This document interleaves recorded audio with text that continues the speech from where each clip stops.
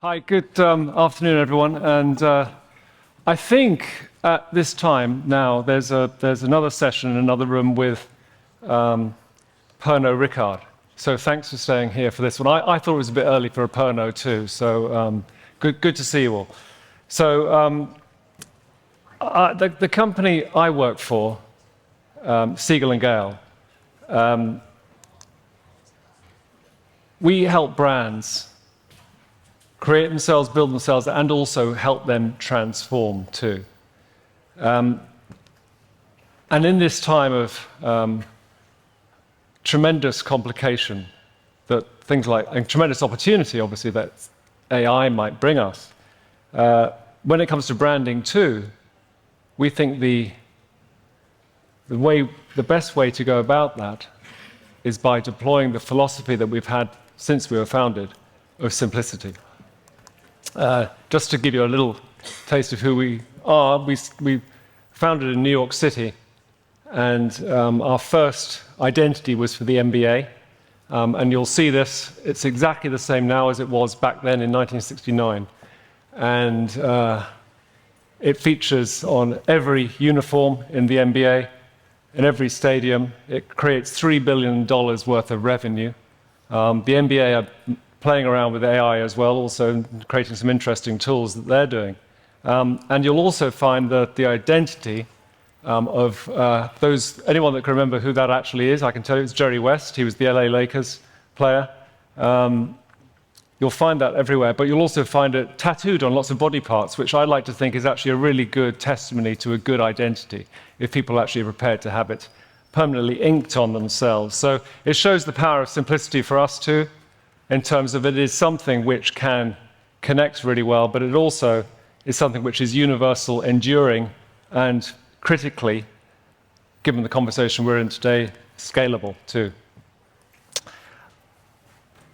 Back in that historic time, 1969, I don't know who you recognize this still from the film 2001: A Space Odyssey, Kubrick's movie from that time, and it's kind of a seminal moment for branding as well. In that, as you'll remember, so many brands were featured in that movie, including the BBC, Hilton Hotels, Parker Pens, Bell Telecom, and famously Pan Am. Kubrick did actually ask IBM if they would supply the kit and the model for the AI onboard machine. And remember, this is going back to 1969, so that's how long this conversation has possibly been going on too. And IBM said, no, thank you, we don't want to be involved in your movie, you crazy hippie, when they looked at Kubrick. And he said, okay, that's all right. So rather cutely, he kind of said, okay, well, what I'll do is I'll still have my AI machine, but I'll take the IBM name and I'll go one letter back from it. And as you might remember, that machine famously was known as HAL. And HAL he misbehaved fairly badly on the spaceship and caused all sorts of trouble and became basically very confused about who he was answering to.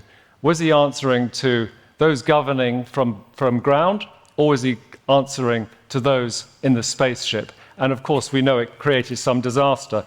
But he was only following orders, which possibly speaks to the idea of AI is about the instructions you give it that gets you the best results that you are looking for. So that's great. So it sounds kind of fearful, and given that the title of this, I think, is something like From Fear to Fortune, is the event that we're at today. We, as brand builders, are often asked about what people's fears are so that we can help them overcome them with the brands that they produce. And we all have our fears, whether they be spiders or heights or public speaking or speaking at AI events. But certainly, some of the ones that really are most frightening are the fear of being alone and also the fear of not knowing the outcome of future events, which I think is something which, again, correlates so much to the conversation we have. And I think also the fear right now is also the complexity and transformative situations that we find ourselves in when we are talking about AI and its potential, but also the fears that we have for that as well. So as I think as Ferris Bueller once said, life moves pretty fast. If you don't look around you, you could miss it. So that kind of really struck me with the previous conversation, talking about should we pump the brakes or should we go faster?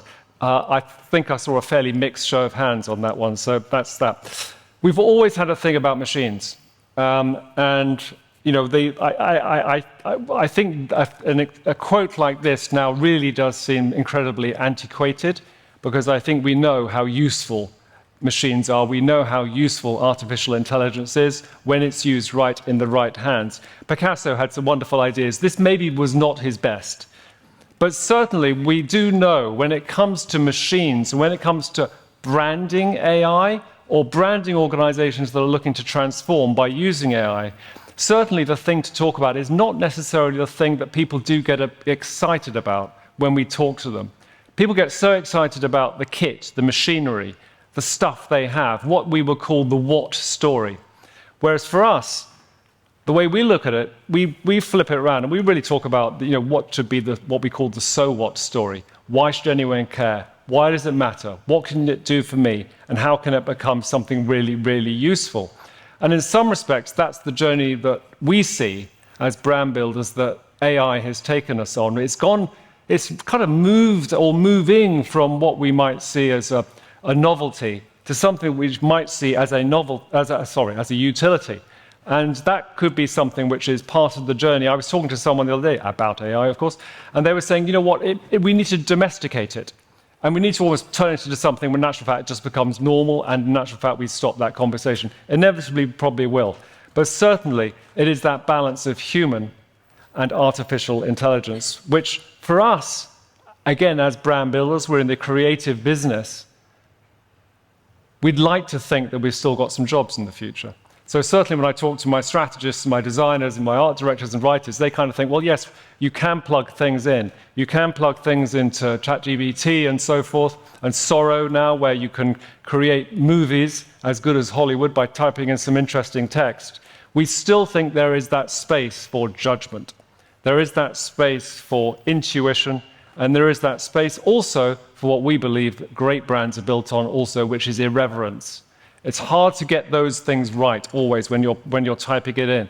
But there's certainly something which we would say is ultimately, and this is our abiding philosophy since we were founded, it's about simplicity. Great prompts create great outcomes. This note from Mick Jagger to Andy Warhol, when they were doing the Sticky Fingers album and he wanted him to design the album cover, I'll just share a detail of it. He says, in my short, sweet experience, the more complicated the format of the album, e.g. more complex than just pages or fold up, the more fucked up the reproduction and agonizing the delays. He likes the idea of simplicity. It's a perfect brief to a creative, to someone who you're asking a task to do something. So for us, simplicity is critical. There are many ways we would describe simplicity. We sometimes talk about it as noise-cancelling headphones. One of our team memorably opened a conference by saying, simple is smart because we're all going to die, which of course is true, but it's a little alarming just to hear that first thing in the morning. But it's true. We don't have time to waste. And again, on that subject of time, trying to accelerate, trying to simplify, trying to remove clutter, trying to remove friction is something which is absolutely fundamental. So for us, clarity is something we seek in everything we do. And that comes through in our work now, and also in the work when we're working with AI in terms of how we use prompts when we're looking to create brands or create images or create stories. But clarity is not enough on its own. It's quite boring on its own. For us, the pretentious way of talking about simplicity is to say it's the intersection of clarity and surprise. And when we find that spot, it's that kind of jaw-drop moment in any endeavor, when things just fit and they come together very well. That's when we get really excited. We've been experimenting with AI quite a lot, and our ex-executive creative director is now a creative director at Microsoft, and so they bring us in to sort of muck about with some of their new tools and so forth, and we worked with them on Bing Image Creator in terms of just, okay, how can we feed things in? How can we talk to this machine and actually get it to create with us and get it to work with us? And they asked us for Cannes last summer to produce some imagery based on fantastical sea creatures. So our team set about that. Our global creative team got to work on how they feed in questions, prompts, and suggestions to co-create and to create these imagined worlds and these imagined creatures. And we culled it down, submitted, and I'd like to say out of 50 that were submitted around the world, we got 18 selected for display and for reproduction. Before we actually submitted them, we also spoke to our lawyers to make sure that it was okay to send that. Again, obviously, finding images, using images, making sure that there isn't anything that relates to an artist already or to anybody that might have ownership of it. So these are some. I'm actually just going to play you a very quick film which shows just some of those sea creatures, but also shows you the prompts our creative directors used in order to create those images. Some of them are really quite sweet.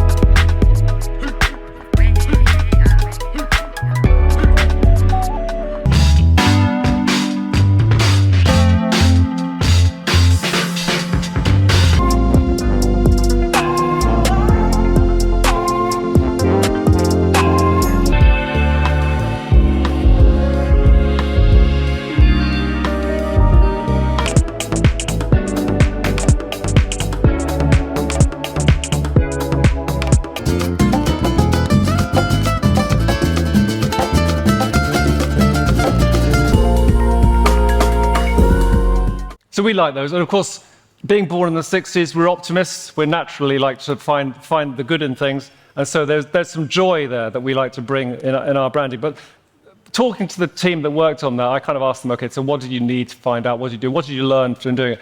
And they said, they came up with some nice quotes. They said that AI, you find a sea of sameness when you go on there looking for imagery and so forth. You need to know where to find the treasure. Sorry for the obvious sort of nautical kind of analogy there. And they said AI is a grocery store, not a Michelin restaurant, so you really have to select very, very powerfully. But they do believe it boosts human creativity, so that's the good news.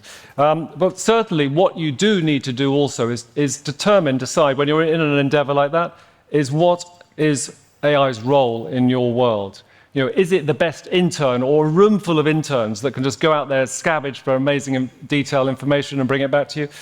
Is it a creative partner, which is rather what it was like with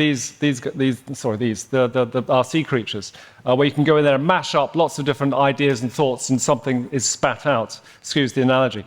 Or is it a screenwriter, but you remain the editor? So there's all those things that should be considered. For us, and if you like, just conscious of time, bringing it back to where we started in space travel, this is one of our clients. We named and helped Bezos create this fantastic space travel, space tourism actually, even business called Blue Origin, with the purpose statement of opening space for all. And they are certainly looking at how they're using AI, how they can send autonomous craft up there to collect data, to do things. There's a lot of exciting activity going on there. And when we actually think of coming back to Earth, and thinking of also other brands that really look at how AI is being used. Just today on the BBC, I saw the NHS putting a very exciting announcement out about tracing sort of cancer, unfound cancer, by using AI. Some of the small details in that is very exciting. Or the Singapore government, when you think of nation branding, how they are actually looking at how they can take over 40-year-olds to educate them, and they're actually putting subsidies in to actually educate them, because our careers are changing and technology is changing so fast. That, for a great brand already, brand Singapore, really speaks to how powerfully they're working. I find it amusing also that if you track how it is reducing our hours at work, I read a piece the other day about in the United States how since, I think, 1979, US employees have reduced their annual hourly hours that they work by 47 hours. But somehow or other, the French have managed to do 274. But then that's the French for you. So for us, AI and the way we approach our work developing brands, building brands, our way of doing that is using simplicity. We use simplicity to help transform, whether you are looking to change, grow, build, or use artificial intelligence in what you're doing, or even, dare I say, human intelligence, to find the very best outcomes. And that's how we work. I'm not sure if there are any questions, but I don't think we have time. But I do have time, because I'll be sat out in the foyer there. There's, I think, a table set up that we can use there. So thanks very much. I hope the Perno session was fun. We'll probably see them rolling around in the lobby in a minute. So thank you very much indeed.